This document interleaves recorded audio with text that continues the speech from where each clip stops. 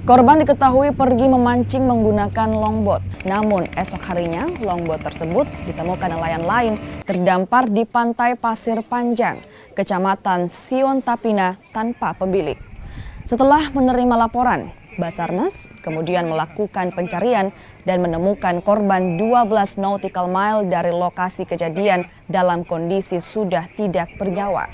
Jenazah korban kemudian dibawa ke rumah duka untuk dimakamkan. Kami dari Basarnas menurunkan tim SAR gabungan dari kepolisian, nelayan, dan keluarga korban untuk melaksanakan pencarian.